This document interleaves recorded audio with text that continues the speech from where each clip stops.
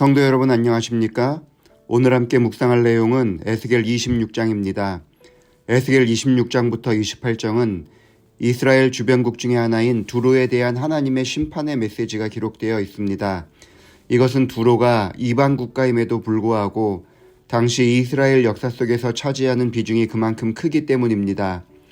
두로는 이스라엘 서북쪽 해변에 BC 2800년경에 세워진 도시국가입니다.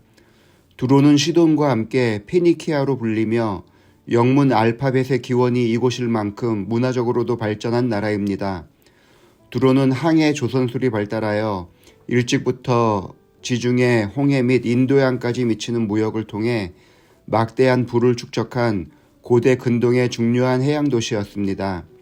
또한 이스라엘이 가나안에 들어왔을 때에 정복하지 못했을 정도로 군사력으로 견고한 도시국가였으며 후에 이스라엘과 형제의 계약을 맺을 정도로 우호적인 관계를 유지했습니다.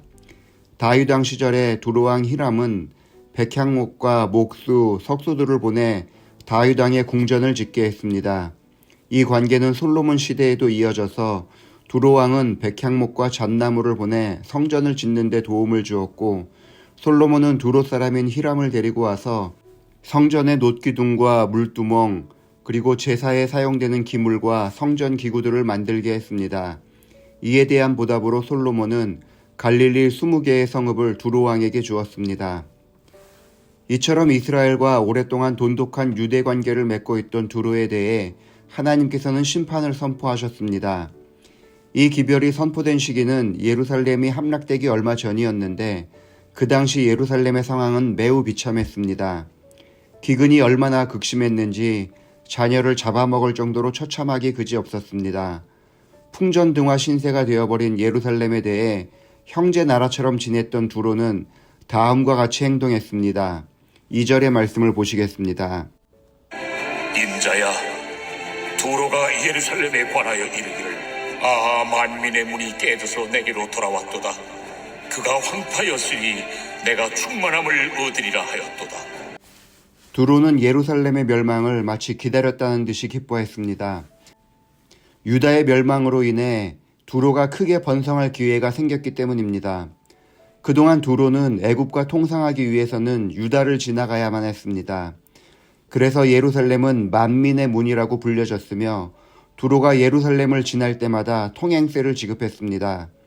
따라서 유다가 멸망하게 되면 통행세를 내지 않아도 되기 때문에 경제적 이익을 볼 수 있었습니다. 두로는 그들과 우호적인 관계를 유지했던 예루살렘의 처참한 상황을 알면서도 도움의 손길을 내밀지 않고 도리어 이스라엘 멸망으로 인해 자국이 이익이 볼 것이라며 기뻐한 것이었습니다.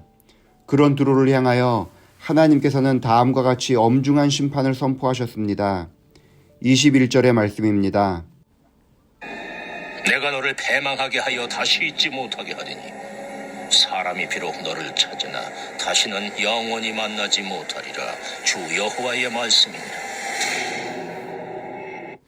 두로는 하나님께서 말씀하신 대로 아수르를 시작으로 바벨론 그리고 바사 마지막에는 헬라의 알렉산더에 의해서 함락되었으며 약 3만 명에 달하는 주민들이 노예로 팔려갔고 수천 명의 지도자들이 처형되고 결국 두로는 역사 속에서 사라졌습니다. 하나님께서 두로를 멸망시킬 만큼 진노하게 만든 그들의 죄는 남의 불행을 기뻐한 것이었습니다. 우리는 두로만큼 타인의 불행에 대해서 기뻐하지는 않지만 그들의 불행이 당연하다고 생각하는 경우가 있습니다. 별로 마음에 들지 않는 어떤 사람이 어려움에 처하게 될 때에 그들의 불행이 나에게 이득이 되지 않는다 하더라도 하나님께서 공의롭다고 생각하는 것입니다. 어떤 경우는 사업으로 교회에 잘 나오지 못하는 사람들을 향하여 그러다가 망할 거야 라는 말을 쉽게 던지기도 합니다.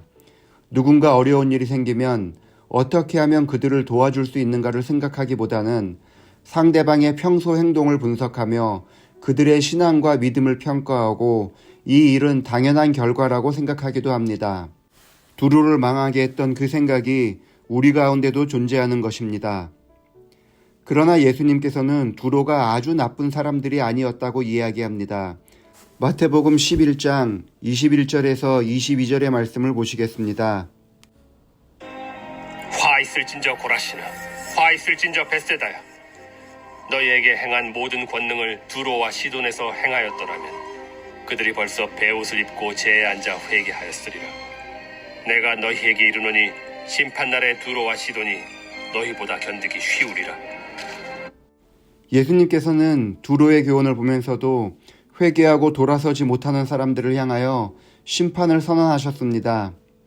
우리는 두로와 같이 망할 사람들이 아닙니다.